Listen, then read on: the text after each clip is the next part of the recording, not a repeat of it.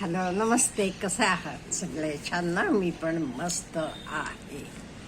आजचा व्हिडिओ करायचं कारण म्हणजे आपल्यातले बरेच लोक खूप घाबरलेत म्हणजे काय? व्हेनेझुएलामध्ये त्यांचे अध्यक्षांना कसं पकडून नेलं तसं आपले देशाचे प्रमुखांना पण नेतील का? ट्रम्प काय करतील एवढं घाबरले. म्हणून मला वाटलं जरासं बोलूया, माझी मतं मांडूया. पहिली गोष्ट म्हणजे बिलकुल घाबरू नका, असं बिलकुल होणं शक्य नाहीये. आता का हे तुम्हाला मी सांगते. लोकांना हे वाटते, काही लोक घाबरलेत का म्हणजे व्हेनेझुएला माहीत आहे आपल्याला, अमेरिकेपेक्षा 3,300 किलोमीटर लांब आहे. तिथे जाऊन तिथले अध्यक्ष निकोलस मुडरो आणि त्यांच्या मिसेस दोघांनाही अमेरिकेला अरेस्ट करून घेऊन गेले आणि त्यांचे तिथे ते ठेवलेलं आहे. हे मेनली कशासाठी? ट्रम्प म्हणू देत ड्रग्स हे करत होते अमुक तमुक म्हणून, पण खरं कारण आहे क्रूड ऑइल. क्रूड ऑइलनं संपन्न व्हेनेझुएला आहे. पूर्ण जगात पहिलं आहे. जवळजवळ 17% क्रूड ऑइल तिथे आहे, पण ते फक्त 1% काढू शकतात का म्हणजे तेवढं त्यांची परिस्थिती सध्या तरी तेवढी आहे. आता तुम्ही म्हणाल ते इंडियाची आणि व्हेनेझुएलाची परिस्थिती सेम आहे का? हे लोकांना भीती का वाटते माहिती का? काही लोक ना वाटते देशाबद्दल त्यांना चांगलं कधी वाटत नाही. त्यांची स्वप्न नको तीच असतात. नेपाळमध्ये जैनजीचं बंड झाला तेव्हा इंडियातही असं घडणार, आणि बांगलादेशमध्ये काही घडलं नाही, इंडियातही असं कायम ते असं बघणार आहेत. आणि त्यामुळे त्यांना वाटत असते ते लोक काहीतरी बोलत असतात, त्यामुळे सर्वसामान्यांना वाटते आपल्याकडे होईल का, असं भीती वाटत असते. पण हे का होणार नाही आपल्याकडे हे पण मी सांगते. एक म्हणजे आपलं सरकार काही तेवढं वीक नाहीये. प्रत्येक गोष्टीला ट्रम्पनं सांगितलेला येस सर ओके सर म्हणणार नाहीये. आता ते टॅरिफ्स घातले, आपण घाबरलो का? नाही. आणि त्याचे शिवाय आता सुद्धा म्हणतात ते टॅरिफ्स वाढवणार आहे म्हणून. अशा वेळी घाबरलो का आपण? नाही.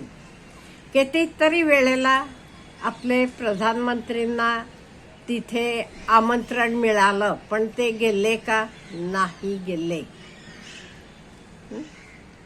हे बघा, नाही गेले. आणि तरी काही लोक म्हणतात मग गप्प का आपलं सर? प्रत्येक गोष्टीचं उत्तर द्यायला पाहिजे असं आहे का? आपलं काम, आपलं जे काही करतो तर आपोआप उत्तर मिळेल का नाही त्यांना? प्रत्येक गोष्टीला हे कोणी काही बोलला म्हणजे काही सरकारनं उत्तर द्यायला ते काही त्यांचे नोकर नाहीयेत. त्यामुळे प्रत्येक गोष्टी आपण उत्तर द्यायला बांधील नाहीये. जे काही आपण पुढची पावलं उचलतो त्यातनं सगळं काही दिसेल, म्हणून आपलं सरकार गप्प आहे. त्याच्याशिवाय ट्रम्पचा बोलणी कशी असतात बघा. पूर्वी एकदा काय म्हणाले, मला घाबरून भारतानं रशियामधनं तेल घेणं बंद केले. आणि आता काल काय म्हणतात, रशियातनं ऑइल खरेदी थांबवली नाही तर जे काही आम्ही बघू. तुम्हीच एकदा म्हणालात तुम्हाला घाबरून बंद केले म्हणून, आणि आता म्हणतात बंद केलं नाही तर. आणि सत्य परिस्थिती, आपण काही त्यांना घाबरून रशियातनं ऑइल घेणं बंद केलेलं नाही. शेवटी इंडिया आपण आपले फायद्याचं बघणार, आपले हिताचं बघणार. आपल्याला कुठून खरेदी करायचं हितकर आहे तो बघून आपलं सरकार करते. त्यामुळे इंडिया बिलकुल ट्रम्प साहेबांना घाबरलेलं नाही, बिलकुल घाबरलेलं नाही. आणि आपण एक लक्षात घ्यायला पाहिजे, हे बघा, आपला देश उरला तर आपण आहोत, तर आपण राहणार. त्यामुळे आपण देशाला जास्त मानलं पाहिजे. आणि आपणच जाऊन आपल्या देशाबद्दल काही लोक बोलतात बघा, India is a dead economy. Trump साहेब म्हणाले, लगेच आपल्यातलेही काही लोक म्हणायला तयार झाले. आपली डेड इकॉनॉमी असली तर आपलं प्रगती होत चालली असती का? GDP ग्रोथ हे सगळं झालं असेल का? 15-20 वर्षापूर्वी आपलं भारत कुठे होतं आणि आज कुठे आहे, हा आपण विचार करायला पाहिजे. त्यामुळे कोणी काही घाबरायचं कारण नाही. आम्ही बाहेर गप्पा मारत बसताना देवळात वगैरे कितीतरी बरेच जणांना, एस्पेशली लेडीजांना माहीत नाही हो, त्या लगेच हो तिथे असं झालं म्हणे, लगेच आपले मोदींना पण देतील का, एवढं घाबरलेली आहेत लोक. त्यामुळे असं कदापि होणार नाहीये. इंडिया काही तेवढं काय म्हणेन मी, वीक नेशन नाहीये. आणि आत्तापर्यंत आपण दाखवले, आपण काही ट्रम्प साहेबांना घाबरलेलो नाही. तर टॅरिफ असेल, आपलं तेल खरेदी असेल, त्याच्याशिवाय नुकते सुद्धा आपले एग्रीमेंट्स झालेत, आपण काही त्यांना घाबरलेलो नाहीये. त्यामुळे लोकांनी काही म्हटलं तरी आपले पंतप्रधानांना असेल, कोणालाही वरिष्ठांना काही होणार नाहीये. आणि जे काही ट्रम्प केलेलं आहे का, म्हणजे आता योग्य असं कोणी म्हणणार नाही हो. सॉव्हरीन कंट्री आहे व्हेनेझुला, तिथे जाऊन त्यांच्या अध्यक्षांना उचलून आणणं मला नाही वाटत कोणी हे बरोबर आहे म्हणतील. आणि जे कोणी बरोबर आहे म्हटलं तरी शेवटी त्यांचं ज्ञान तेवढंच आहे म्हणणार आपण. त्यामुळे it is not at all right, तर निंदनीय आहे. आणि हे ट्रम्प साहेबांचं भीती घालण्याची पद्धत आहे. आता नेक्स्ट टर्न कोणाचं, आपले लोक सुद्धा पुढचं टर्न कोणाचं, इंडियावर असं करणार का, इंडिया तसं होणार का, नुसतं भीतीचं वातावरण पसरवतात. त्यामुळे कोणी घाबरू नका, असं काही होणार नाहीये. आणि आपलं देश पण स्ट्रॉंग आहे आणि आपण सगळे आपल्या देशाचे पाठीशी आहोत, हे आपण लक्ष ठेवायला पाहिजे. का म्हणजे आपला देश असला तर आपण आहोत.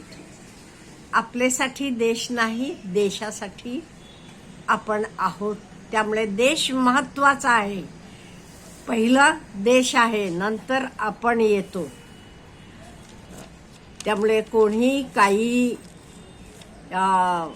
अफवा पसरवल्या, भीती घातली तरी एवढ्या आपण लक्षात ठेवायला पाहिजे, व्हेनेझुलाची परिस्थिती आपल्याकडे येणार नाही. आणि काही लोकांना वाटते व्हायला पाहिजे. ते इव्हन नेपाळमध्ये घडलं तेव्हा सुद्धा नेक्स्ट आपले तसंच होणार लगेच. बांगलादेशमध्ये काय झालं, इंडियात असं. ते काय म्हणेन मी, त्यांच्या अपेक्षाच अशा असतात. नको तर देशासाठी कधी त्यांना चांगला विचार नाही येत. पण आपण खरंच आपला देशावर अभिमान असला, आपण देशावर प्रेम करत असलो की आपण कधी असा विचार सुद्धा मनात आणू शकणार नाही आणि आपण आणणार पण नाहीये. नो डाऊट आपलं सरकार आज एवढं खंबीर आहे म्हणून आपण खंबीर आहोत. म्हणून आपण व्यवस्थितपणे आहोत. नाही ते पलीकडे पाकिस्तान, काश्मीरचं, इकडे चीन, इकडे बांगलादेश, अहो हे सगळ्यांचे मध्ये व्यवस्थित राहणं म्हणजे काही एवढं सोपं आहे का? पण आपले सरकारनं तर साध्य केले ना. त्यामुळे काही झालं तरी आपण सर्वांनी आपले देशाचे बाजूनं उभं राहायला पाहिजे, चांगले विचार करायला पाहिजे असं मला वाटतं. Have a good day.